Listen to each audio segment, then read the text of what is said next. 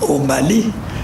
Le Cameroun a lancé un grand programme de modernisation de ses infrastructures dans le but de développer son économie. Dans l'agenda de cette visite officielle figurent également des rendez-vous avec des investisseurs susceptibles de participer à ce vaste projet.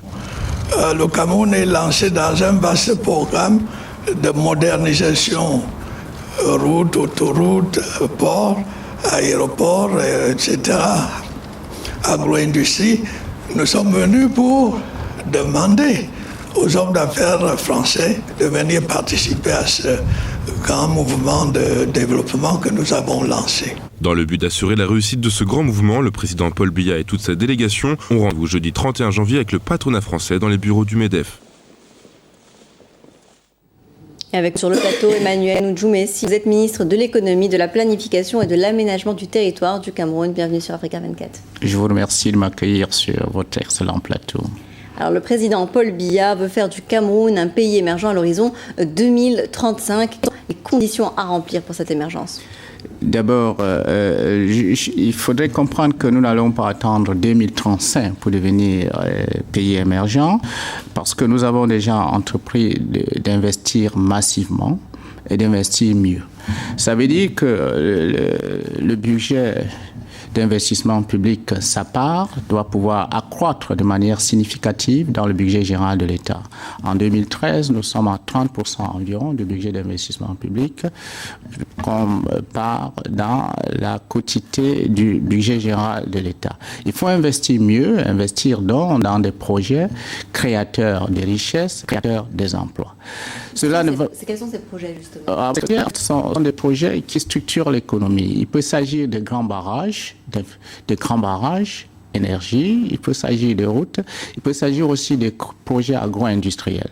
Je voudrais prendre l'exemple du barrage de Lompanga en cours de construction qui a généré déjà un certain nombre d'emplois tout à fait décents, de grande qualification, mais aussi des emplois de qualification moyenne. Il s'agit aussi de moderniser l'outil de production.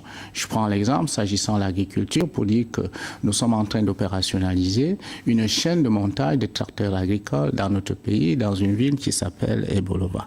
Il s'agit enfin d'accroître les facteurs de production, énergie, routes, notamment télécommunications. Tous ces éléments mis ensemble, nous pensons que nous allons continuer à gagner 1 point de croissance tous les ans, car nous sommes à 5,1% pour 2012 et nous pensons être à 6,1% pour 2014. Est-ce que vous pensez que donc, ces projets, ces grands chantiers seront suffisants pour lutter contre le taux de chômage des jeunes et également contre la pauvreté, donc, qui sont parmi les objectifs du millénaire pour le développement à ces grands chantiers, il faut ajouter les mesures incitatives. Le Cameroun a bien compris que la croissance, la création de la richesse, c'est d'abord une affaire du secteur privé. C'est pour cela que les mesures incitatives existent et qui encouragent donc l'investissement privé. Alors, des mesures incitatives existent pour encourager l'investissement privé, aussi des mesures d'accompagnement à l'auto-emploi existent pour permettre aux jeunes diplômés des universités ou non de s'auto-employer parce que bénéficiant des mesures d'accompagnement mises à leur disposition par les pouvoirs publics. Alors vous avez parlé du secteur privé ce jeudi, donc vous devez rencontrer le patronat français, donc le MEDEF. Quels sont les principaux secteurs visés par les investissements? Les secteurs sont nombreux. Il peut s'agir du tourisme. Par exemple, comme vous le savez, le Cameroun, c'est l'Afrique en un seul pays. Il peut s'agir des grandes potentialités économiques qu'il faut exploiter, l'agro-industrie. Ainsi, nous avons entrepris d'aménager le territoire en pôle de production pour favoriser l'implantation des agro-industries. Il peut s'agir des infrastructures routières. S'agissant justement des infrastructures routières, il faut que je signale qu'il existe deux formes de commande publique au Cameroun.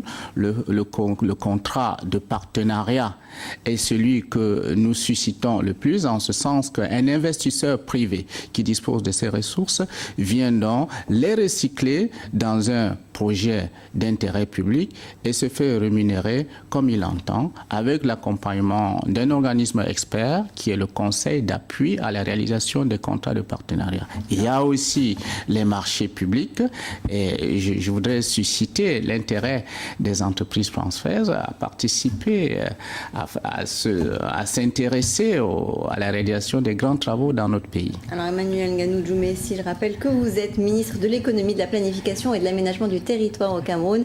Merci d'avoir accepté de répondre à nos questions. Tout à fait, je vous remercie. Les députés maliens ont adopté ce mardi à l'unanimité